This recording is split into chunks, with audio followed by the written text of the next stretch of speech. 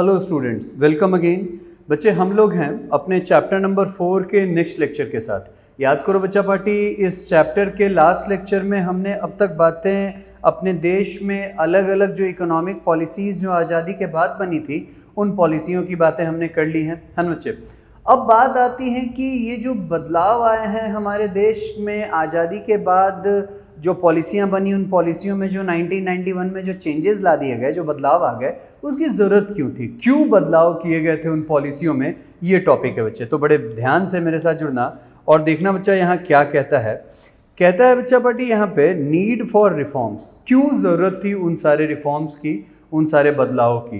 कहता है during the planned regime with high rate of taxation, dysfunction were visible in different areas of the economy। ये लो, कहता है कि उस समय जब हमारे देश में जब ये नए इकोनॉमिक पॉलिसी नहीं बने थे, नई आर्थिक नीतियां नहीं बनी थी, उस समय जो पुराने पॉलिसी थे उन पुराने पॉलिसी में देखा जा सकता है कि किस तरह से गवर्नमेंट जो है वो ज़्यादा से ज़्यादा टैक्स ले रही थी।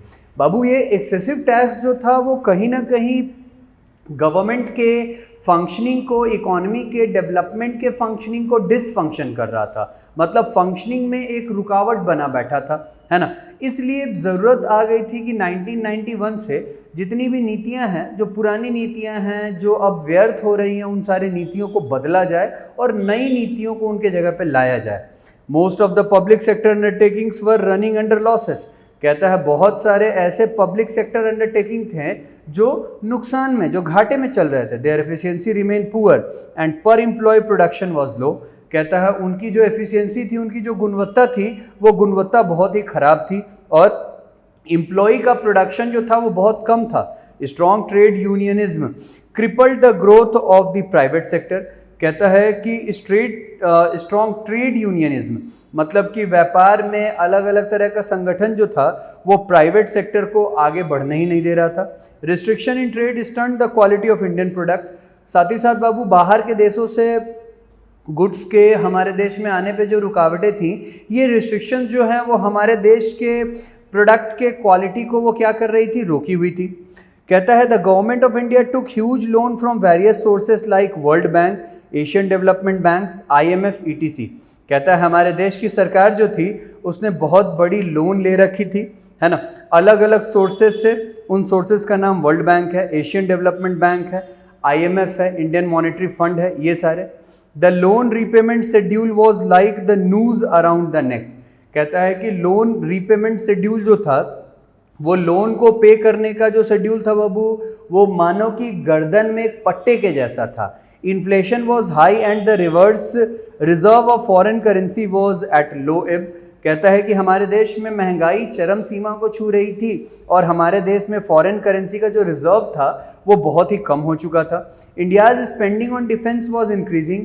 हमारा खर्च जो था डिफेंस पे वो बढ़ता जा रहा था। And there had been huge demand for infrastructural development.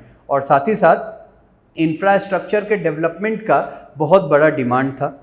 कहता है India was always help by the Soviet Union. हमारे देश को हमेशा मदद मिली सोवियत यूनियन से।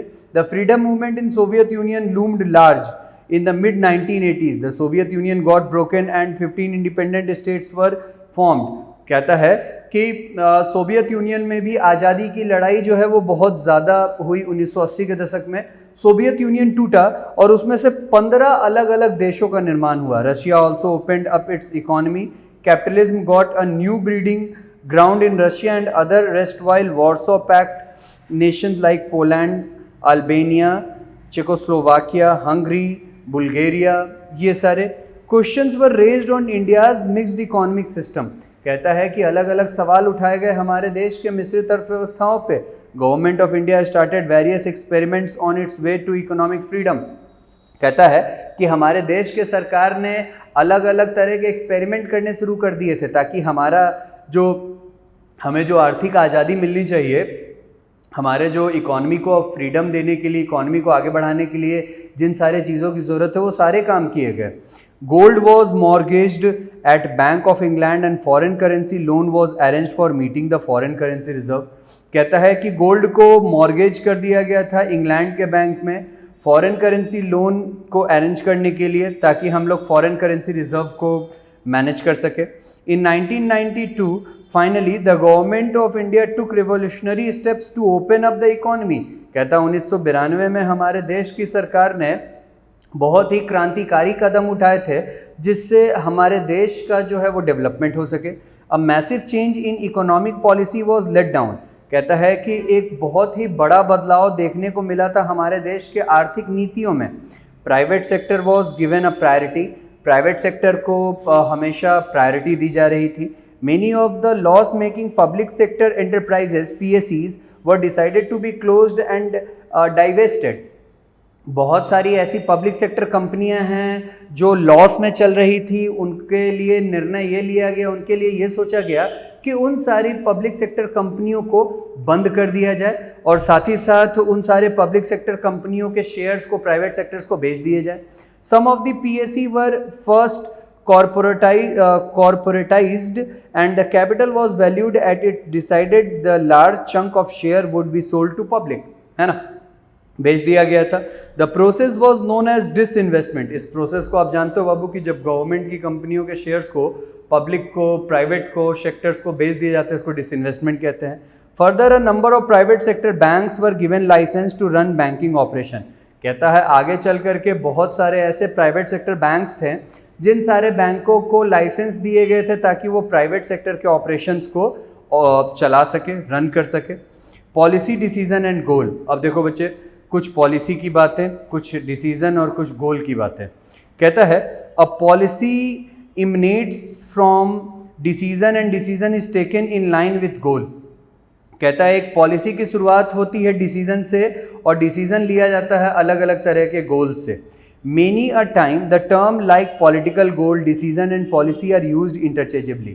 कहता है बहुत बार ऐसा होता है कि ये जो पॉलिटिकल गोल हैं, ये जो डिसीजन है, जो पॉलिसी हैं, ये एक दूसरे के साथ इस्तेमाल होते हैं, but they do not mean the same. लेकिन इनका मतलब एक नहीं होता है। In real life individuals, organisations and governments are constantly taking decisions, but all the decisions that are taken can not be categorised as the matter of policy.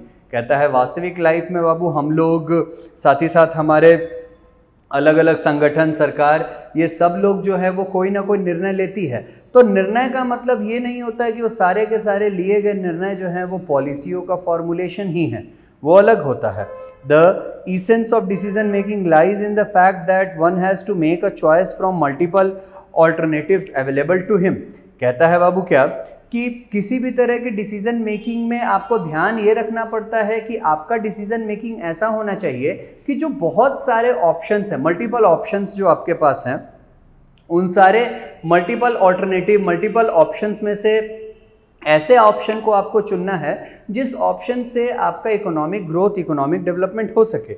In order to take decision there must be more than one course of action. कहता है कि decision लेने के लिए हमें इस बात का ध्यान रखना पड़ता है कि एक कोर्स ऑफ एक्शन से ज़्यादा होता है। दस a decision is the act of making a choice.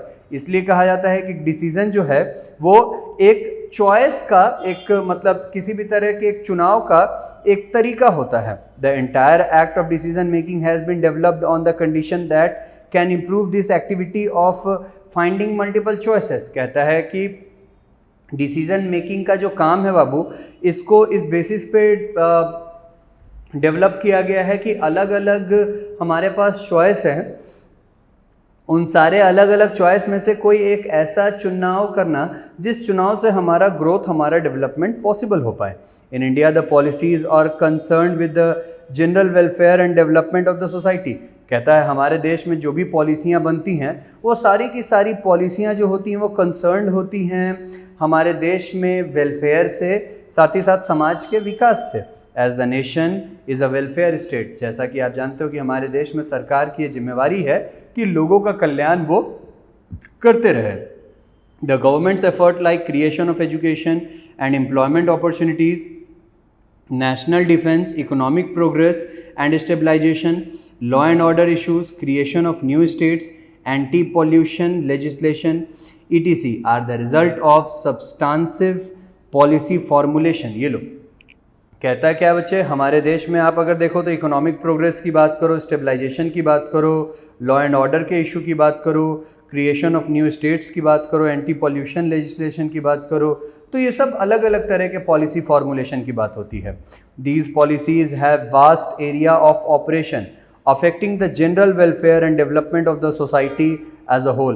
कहता है कि ये सारे जो पॉलिसियाँ होती हैं, ये सारी की सारी पॉलिसियाँ जो होती हैं, इनके ऑपरेशंस बहुत लंबे एरिया में, बहुत लंबे मतलब बहुत वास्ट एरिया में इसका ऑपरेशन होता है, जिसमें लोगों के वेलफेयर को ये अफेक्ट करता है, सोसाइटी के डेवलपमेंट को अफेक्ट करता है और पूरे के पूरे नेशन को अफेक्ट करता है। They have been formulated keeping in view the prime character of the Indian constitution, socio economic problem and the level of moral values of the society. कहता है कि इन सब का फॉर्मुलेशन इस बात को ध्यान में रखते हुए होता है कि इन सब से इंडियन कॉन्स्टिट्यूशन का कैरेक्टर कैसा, किस तरह से हो, सोशियो इकोनॉमिक प्रॉब्लम क्या हो, साथ ही साथ सोसाइटी का मोरल वैल्यू का ध्यान रखना, तो ये सारी बातें। रेगुलेटरी पॉलिसी की अगर बात करो तो regulatory policies are concerned with regulations of national and foreign trade, business, safety measures, public utilities, etc. This type of regulatory policies is laid down by independent organizations that work in behalf of the government. कहता है अगर regulatory policy की बात करते हो तो regulatory policy जो होते हैं वो रेगुलेशन करते हैं नेशनल और साथ ही साथ फॉरेन ट्रेड के पे, बिजनेस पे, सेफ्टी मेजर पे, पब्लिक यूटिलिटीज़ पे, इन सब पे ये रेगुलेटरी पॉलिसीज़ लगाई जाती है ना। ये रेगुलेटरी पॉलिसीज़ हमेशा याद रखना, ये गवर्नमेंट के बिहाफ में लगाई जाती है। In regulatory activities these policies are made by the government pertaining to those services. कहता है ये रेगुलेटरी एक्टिविटीज़ की अगर बात करते हो तो ये सारी पॉलिसीज़ जो है वो सरकार के द्वारा बनाई जाती है, पर्टेनिंग टू दोज सर्विसेज, है ना। वो जो सेवाएं सरकार हमें देती हैं उन्हीं सेवाओं के आधार पर। Some policies are called distributive policies, कुछ पॉलिसीज़ को डिस्ट्रीब्यूटिव पॉलिसीज़ कहते हैं, which are meant for specific segment of society, जो समाज, किसी खास समाज के लिए बनाया जाता है। It can be in the area of public distribution to people below poverty line, जैसे जितने भी बिलो पॉवर्टी लाइन वाले लोग हैं उन सारे लोगों के लिए, उनके पब्लिक वेलफेयर के लिए, वुमेन के जस्टिस के लिए, हेल्थ सर्विस के लिए। These mainly include all public assistance and welfare programs. Some more example of distributive policies are adult education program, food relief, social insurance, immunization camps, etc. है ना। कुछ अगर पब्लिक प्रोग्राम्स की बात करते हो तो सारे पब्लिक प्रोग्राम्स आपके ये सारे हैं, फूड रिलीफ हैं, सोशल इंश्योरेंस हैं, इम्यूनाइजेशन कैंप्स हैं, ये सारे, है ना। कहता है India is the largest democracy and the union government decides the national goals to be followed. कहता है इंडिया जो है वो सबसे बड़ा डेमोक्रेसी है जहाँ पे यूनियन गवर्नमेंट को बहुत सारे अलग अलग नेशनल गोल हैं उसको फॉलो करना पड़ता है। All the state governments have their own legislative assemblies and they outline there गोल। क्या कहता है? कहता है जितने भी स्टेट गवर्नमेंट हैं उन सब के अलग अलग लेजिस्लेटिव असेंबली हैं, सबके अलग अलग गोल हैं, in tune with the national goals, और उनके गोल जो हैं वो देश के गोल को ध्यान में रखते हुए बनाए जाते हैं। In the national parliament the issues of development, defence, trade and commerce are discussed and debated. कहता है अगर बात आप पार्लियामेंट की करते हो तो उस नेशनल पार्लियामेंट में डिफेंस की बातें, ट्रेड की बातें, कॉमर्स की बातें, है ना, इन सारे बातों पे चर्चाएं होती हैं, बहस होती हैं। The national goal are translated into decision, और वो जो देश का जो गोल है, देश का जो लक्ष्य है, उसको अलग अलग निर्णय में ट्रांसलेट किया जाता है। These decisions are put into action by designing legislation in the form of acts. ये सारे डिसीजन जो होते हैं इन सब को हम लोग नियम कानून के तौर पे, लेजिस्लेशन के तौर पे, है ना, designing legislation in the form of मतलब एक्ट के, अधिनियम के तौर पे, लेजिस्लेशन के द्वारा इसको लाया जाता है। The union government through different ministries, for example ministry of commerce, ministry of finance and various regulatory institutions like RBI, SEBI, IRDA may issue coded guideline and statutes, है ना। These mandatory and recommendatory document become the public policy statements of the nation। कहता है ये सारे जितने भी mandatory document हैं, ये सारे के सारे डॉक्यूमेंट जो हैं ये हमारे नेशन के लिए, हमारे सरकार के लिए ये क्या बन जाता है बाबू? ये बन जाता है एक रेगुलेटरी स्टेटमेंट जिसको हम सबको पालन करना पड़ता है। आ जाओ बच्चा, अगला पॉइंट देखना। The process of liberalisation was a major policy shift in India's economic journey. कहता है कि हमारे देश में अगर देखा जाए तो लिबरलाइजेशन का जो प्रोसेस है, उदारीकरण का जो प्रोसेस है बाबू, ये लिबरलाइजेशन का सबसे बड़ा ये एक ऐसा प्रोसेस है जिसका इम्पैक्ट जो है वो हमारे देश में इकोनॉमिक डिसीजन में, इकोनॉमिक पॉलिसी फॉर्मुलेशन में बहुत ज़्यादा पड़ा था। कहता है liberalisation made the rules of foreign trade simpler, foreign exchange related rules were simplified. कहता है लिबरलाइजेशन के आने से सबसे बड़ा फ़ायदा ये हमें मिला था कि जितने भी फॉरेन ट्रेड के रूल्स हैं वो सारे के सारे विदेशी व्यापार के नियम बड़े आसान हो गए थे। It became easier for Indian corporate houses to do business abroad. कहता है कि हमारे देश के जितने भी कॉरपोरेट हाउसेस हैं उन लोगों के लिए विदेशों में व्यापार करना बड़ा आसान हो गया था। The companies rules the IT act, the intellectual property act codified the act of globalisation, foreign fund started to flow in the form of FDI, the FII institution were permitted to invest in the equity shares quoted in the Indian stocks, है ना बाबू। देखो liberalisation से FDI का फ़ायदा FII का फ़ायदा, ये सारे फ़ायदे हमारे देश को मिलने लगे थे। The privatisation drive help the government to generate a pool of resources and the stock of markets witnessed a number of PSUs companies getting listed. कहता है कि ये प्राइवेटाइजेशन जो है वो गवर्नमेंट को बहुत सारे रिसोर्सेज को इकट्ठा करने में मदद करने लगा था। साथ ही साथ अलग अलग तरह के पब्लिक सेक्टर अंडरटेकिंग जो थे वो अब स्टॉक एक्सचेंज में धीरे धीरे लिस्टेड होने लगे थे, है ना बच्चा। तो ये सारा फ़ायदा था लिबरलाइजेशन का। देखो बच्चे कुछ बातें प्राइवेटाइजेशन की। कहता है India initiated its mammoth privatisation programme in 1991। हमारा देश जो है वो 1991 में बहुत लार्ज स्केल पे प्राइवेटाइजेशन के प्रोग्राम को स्टार्ट किया था। As a part of its policy stands to usher in macro economic stabilisation and structural reform effort to cope with stagnation. कहता क्या है कि अगर बात आप पॉलिसी के फॉर्मुलेशन की करते हो तो ऐसे केस में macro economic stabilisation, structural reform जो है ये सब का सब जो है वो स्टैग्नेशन को दूर करने के लिए लाया गया, स्लो ग्रोथ को दूर करने के लिए लाया गया, है ना। लेकिन मतलब हमारे इकोनॉमिक जो कंडीशन था जो बहुत ही मुश्किल था, उस मुश्किल इकोनॉमिक कंडीशन को ठीक करने के लिए लाया गया था। At that time the rate of inflation was very high and foreign exchange reserve decline to a dangerously low level. कहता है कि वो समय ऐसा समय था जब हमारे देश में इन्फ्लेशन बहुत ज़्यादा था और हमारे देश में फॉरेन एक्सचेंज रिजर्व जो था वो बहुत कम हो चुका था। There was a growing domestic consensus that state-owned enterprise were not generating adequate returns and were suffering from low efficiency।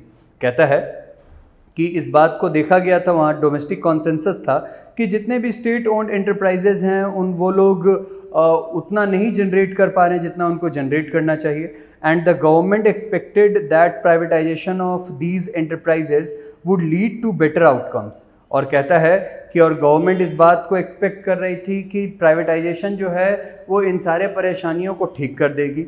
In this context the two main objective privatisation in India were, और इसी चीज़ में, इसी संदर्भ में privatisation का जो दो सबसे बड़ा जो कारण था बाबू वो क्या था। पहला, to raise revenues to ease the fiscal crunch. कहता है रेवेन्यू को, कमाई को बढ़ाना ताकि पैसों की जो तंगी है देश को जो खाए जा रही है वो सुधारी जा सके। To improve the profitability and efficiency of the divested enterprises. कहता है कि अलग अलग तरह के एंटरप्राइजेज के लिए उनके प्रॉफिटेबिलिटी को बढ़ाना, उनके एफिशिएंसी को बढ़ाना, है ना। कहता क्या है, in the 1990s the government of India national budget had huge fiscal deficits. 1990 की बात कहता है और कहता है कि उस समय हमारे देश के, मतलब हमारे सरकार को बहुत बड़ा फिस्कल डेफिसिट, मतलब खर्चा सरकार का ज़्यादा और सरकार की कमाई कम थी। And negative balance of payment in trade, और साथ ही साथ बाबू ट्रेड में हम लोग मंगवाते ज़्यादा थे और बेचते कम थे, वहाँ भी निगेटिव थे।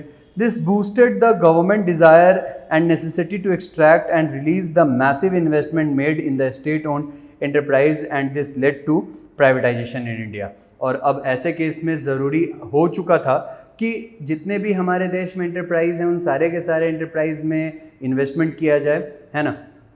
और अब ऐसे केस में उस इन्वेस्टमेंट के प्रोसेस के लिए कहीं ना कहीं इस बात की ज़रूरत बहुत ज़्यादा थी कि जितने भी प्राइवेट सेक्टर्स हैं उन सारे प्राइवेट सेक्टर्स को अलाउ किया जाए कि वो लोग इन्वेस्ट कर सकें और जिससे हमारा ये सारा जो अंडरटेकिंग से ये ग्रो कर सके।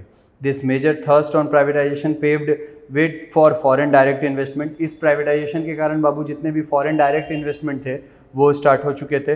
Rapid liberalisation of business regulation fiscal policies, कहता है कि लिबरलाइजेशन के कारण हमारे देश में जितनी भी फिस्कल पॉलिसीज़ थी वो सारे के सारे फिस्कल पॉलिसीज़ में बदलाव आने लग गए थे, है ना।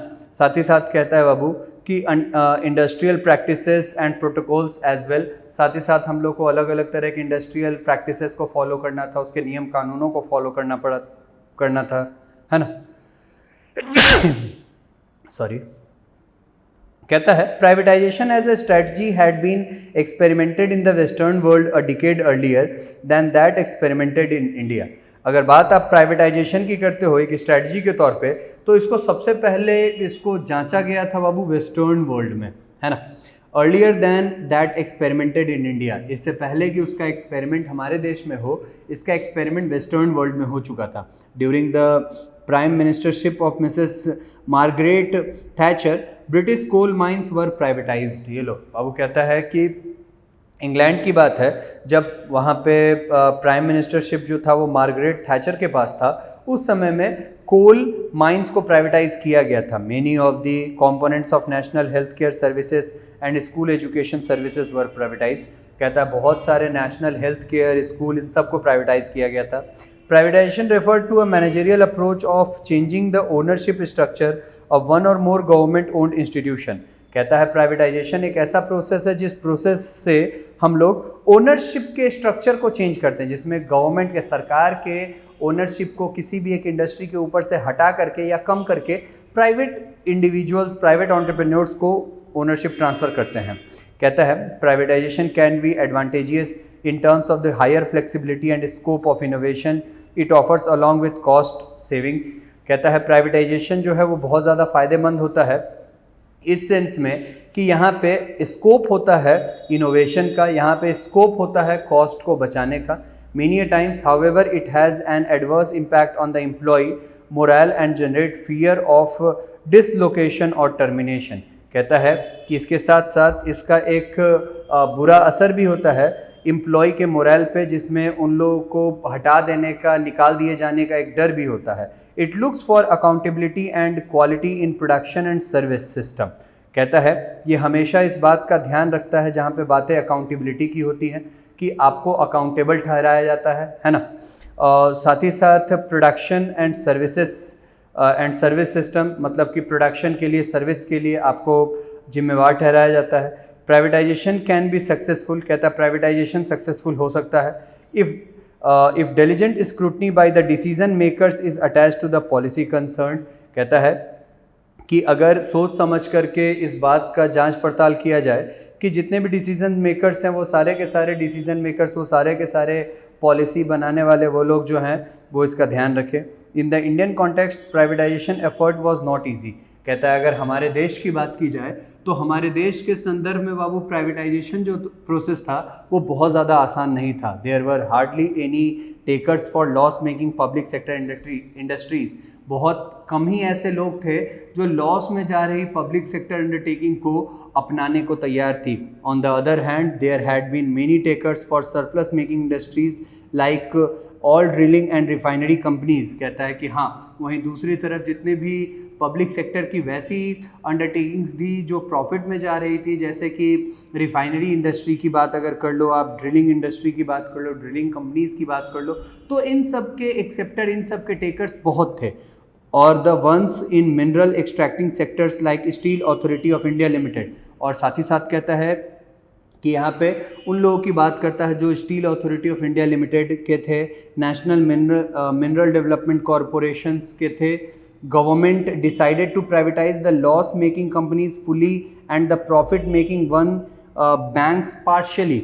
The effort of privatisation was accepted by the society. कहता है कि प्राइवेटाइजेशन का जो ये एक एफर्ट था, ये जो कदम था बाबू, ये हमारे समाज के द्वारा इसको स्वीकार कर लिया गया था, है ना बच्चे।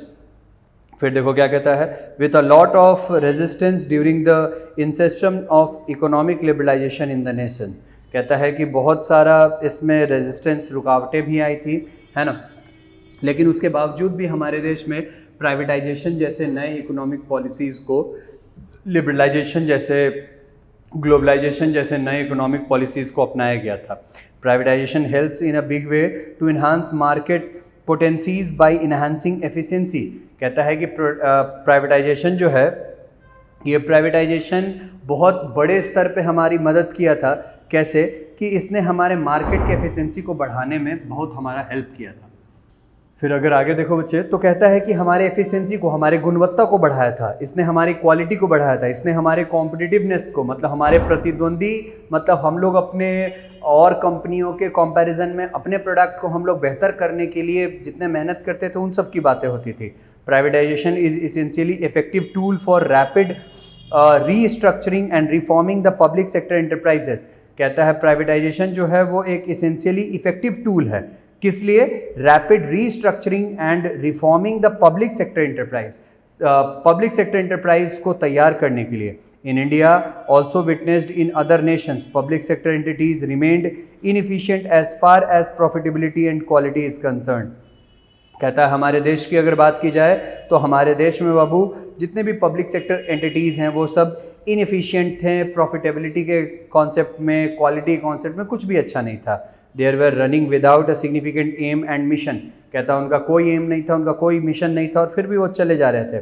The private sector on the other hand is perceived to be more self motivated. कहता है कि जितने भी प्राइवेट सेक्टर थे वही ज़्यादा से ज़्यादा सेल्फ मोटिवेटेड थे, प्रोलिफिक थे, reliable for superior quality of products and services.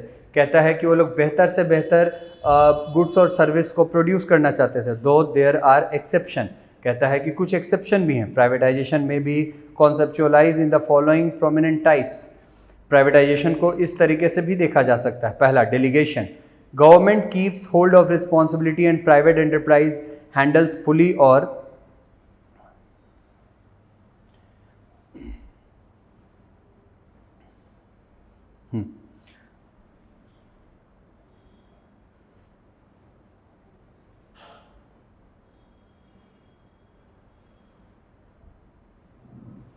हाँ बच्चा, तो हम लोग देख रहे थे डेलीगेशन।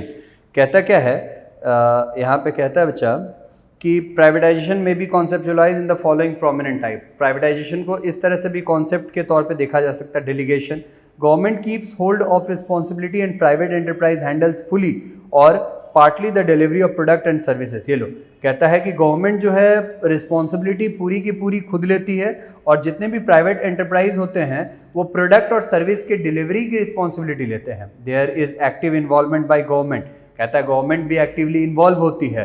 डेलीगेशन में happen through contract, franchise, grant, etc. Delegation जो है वो कॉन्ट्रैक्ट के थ्रू, फ्रेंचाइज के थ्रू, ग्रांट के थ्रू, इन सब के थ्रू हो सकता है। डाइवेस्टमेंट की अगर बात करो तो कहता है government surrenders partial ownership and responsibility and sells the majority stake to one और more private entities in course of time. कहता है बाबू कि अगर बात आप डिसइन्वेस्टमेंट की कर लो या डाइवेस्टमेंट जो कह लो बाबू, यहाँ पे क्या होता है कि गवर्नमेंट जो है वो बहुत सारे अपने शेयर्स को प्राइवेट सेक्टर्स, किसी एक प्राइवेट सेक्टर या मोर देन वन प्राइवेट सेक्टर को सेल आउट कर देती है ना। डिस्प्लेसमेंट की अगर बात करो तो कहता है displacement, the private enterprise expands and gradually displaces the government entity. Deregulation facilities privatisation if it enables private sector to challenge a government monopoly. कहता है अगर बात आप प्राइवेट एंटरप्राइज के एक्सपेंशन की करते हो तो कहता है कि ग्रेजुअली ये डिस्प्लेस करता है गवर्नमेंट एंटिटी को। डीरेगुलेशन फैसिलिटीज यहाँ पे मिलते हैं privatisation if it enables private sector to challenge a government monopoly. कहता है कि अगर आप गवर्नमेंट के मोनोपोली को अगर आप चैलेंज करते हो तो यहाँ पे बातें इन सारी चीज़ों की होती है। कहता है the government monopoly through BSNL, MTNL has been displaced by the private sector. कहता है कि गवर्नमेंट की मोनोपोली भी इन सारे चीज़ों में नहीं चलती है ना। ये जो गवर्नमेंट की मोनोपोली थी BSNL में, MTNL में, इन सबको प्राइवेट सेक्टर के द्वारा डिस्प्लेस कर दिया गया है। बात अगर डिसइन्वेस्टमेंट की करते हो, selling a portion of ownership in a public enterprise to private parties. कहता है कुछ पोर्शन अपने ओनरशिप का प्राइवेट एंटरप्राइज को बेच देना, इसको हम लोग डिसइन्वेस्टमेंट कहते हैं, है ना बच्चा। अगला पॉइंट देखो FDI क्या कहता है। ये आपका FDI बाबू, एक हम लोग को FDI, फिर यहाँ पे कुछ FDI कहाँ पे रुकावटें लाती हैं, उसके बाद FII, है ना। यही दो टॉपिक अब बच गए हैं लास्ट के। आना बड़े ध्यान से समझना बच्चा। क्या कहता है? कहता है foreign direct investment plays a very important role in the process of development of a nation. कहता है एफडीआई जो है वो किसी भी एक देश के डेवलपमेंट में बहुत इंपॉर्टेंट रोल निभाती है। In most of the cases capital sourced for domestic source remain इनएडिक्वेट for the purpose of overall development of the nation. कहता है कि देश के ओवरऑल डेवलपमेंट के लिए ये बहुत ज़रूरी होता है। Foreign capital is seen as a harbinger of growth. कहता है फॉरेन कैपिटल जो है वो बहुत ज़रूरी होता है किसी भी देश के डेवलपमेंट के लिए। In a sense it is like filling in the gaps between domestic savings and investment. कहता है हमारे देश के बचत और इन्वेस्टमेंट के बीच में जो गैप बनता है उसको फॉरेन कैपिटल फिल करता है। In the post liberalization and privatization period, India was considered a lucrative place of FDI inflow because of its huge domestic market। कहता है जब लिबरलाइजेशन और प्राइवेटाइजेशन का जो पीरियड था उसके बाद का जो पीरियड था, हमारा देश सबसे अच्छा एक स्थान था जहाँ पे FDI सबसे ज़्यादा किया जा सकता है ना। For a closed economy any national programme of privatisation for its success needs a successful move towards globalization. Globalization creates a wide market of goods and services. At the same time, foreign fund flow in an economy to be invested in various industries. Foreign funding in good sense creates employment as well as demand. लो बच्चा क्या कहता है? कहता है कि closed economy की अगर बात करो तो क्लोज्ड इकोनॉमी में किसी भी इकोनॉमी को डेवलप करना थोड़ा मुश्किल होता है, लेकिन वहीं पे जब इकोनॉमी ओपन होती है, ग्लोबलाइजेशन का जब प्रोसेस स्टार्ट होता है, तो उसके लिए अपने गुड्स और सर्विस को सेल आउट करने के लिए भी एक लार्ज प्लेटफॉर्म, लार्ज एरिया मिलता है जहाँ पे वो आसानी से अपने गुड्स को, अपने सर्विसेज को बेच सकती है, ज़्यादा से ज़्यादा फ़ायदा कमा सकती है। उसके साथ साथ फॉरेन कैपिटल भी आता है, जिससे हमारे देश के अलग अलग इंडस्ट्रीज़ का इस्टेब्लिशमेंट होता है, एम्प्लॉयमेंट का क्रिएशन होता है, डिमांड बढ़ता है। तो ये सारे फ़ायदे। For steady flow in foreign funds liberalisation of economy is required. कहता है कि लगातार हमारे यहाँ विदेशी फंडों का जो फ्लो है वो होता रहे, इसके लिए लिबरलाइजेशन की ज़रूरत है। Liberalisation always paired with regulation. Liberalisation हमेशा रेगुलेशन के साथ होता है। FDI may be described as a flow of capital investment to an enterprise in a nation by other enterprise located in a different nation by capturing a majority stake in ownership in a company, the target country, or by expanding operation of an existing business in that country। ये लोग FDI की अगर बात करो तो या तो capital का इनफ्लो हो जाए किसी दूसरे देश के एंटरप्राइज के द्वारा, जिसमें वो एंटरप्राइज जो है वो हमारे देश में अपना मेजर स्टेक, अपना मेजर शेयर लेकर के आए, थोड़ा बहुत शेयर हमें दे, या पूरा का पूरा शेयर खुद रख ले, है ना, या फिर हमारे देश में आके अपने बिजनेस को एक्सपैंड करे। Permission for foreign direct investment is not uniform for all sector. कहता है हर सेक्टर के लिए FDI एक जैसा नहीं है। कहता है sectors are open 100% in some sector, it is allowed up to 26, 49 and 51%। कुछ सेक्टर में 26%, कुछ में 49 और कुछ में 51 और कुछ में 100% की FDI अलाउ की जाती है। Foreign direct investment has always remained a bone of contention and FDI in multi brand retail. कहता है अगर बात मल्टी ब्रांड रिटेल की करते हो तो मल्टी ब्रांड रिटेल के लिए FDI सबसे बड़ा ये एक फ़ायदेमंद चीज़ है। Defense etc are classic examples. It's often felt that areas like media and defense could compromise on India's security interest and hence no FDI should be permitted. In certain areas the FDI limit has been capped, like the insurance business where there is no approval though automatic route. The company concerned has to seek permission from Foreign Investment Promotion Board। ये लो अच्छा, ये सारी बातें। अब देखो बच्चे कुछ ऐसे भी सेक्टर्स हैं जहाँ पे FDI प्रोहिबिटेड हैं, जैसे atomic, lottery, gambling, business of chit fund, nidhi company, agricultural excluding floriculture, horticulture, development of सीज, animal husbandry, pisciculture, cultivation of vegetables, mushroom etc under controlled condition and services related to agro and allied sector and plantation activity other than tea plantation। तो ये जो जगह आप तो देख रहे हो यहाँ पे रेस्ट्रिक्टेड है। सातवां देखो housing and real estate business except development of township, construction of residential commercial premises, roads और bridges to the extent specified, trading in transferable development right TDRS, manufacture of cigars,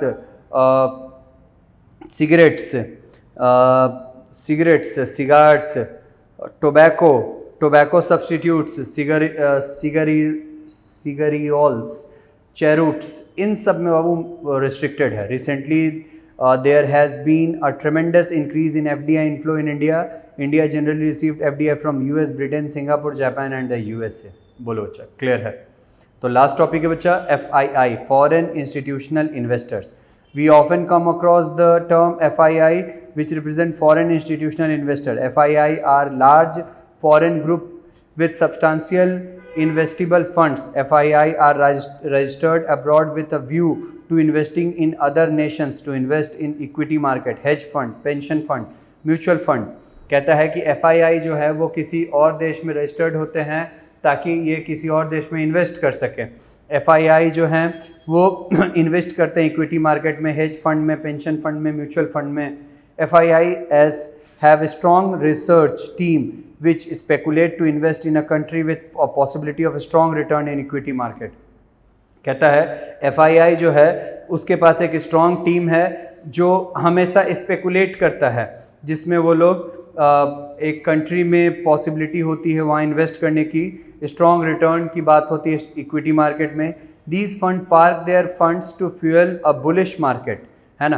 कहता है ये सारे जो FII होते हैं ये बुलिश मार्केट में अपने फंड को पार्क करते हैं. Naturally for small period the nation experience influence strong foreign currency in its financial system. और ऐसे केस में किसी भी एक देश को लगता है कि हमारे देश में फॉरेन करेंसी का स्ट्रॉन्ग इन्फ्लो हो रहा है.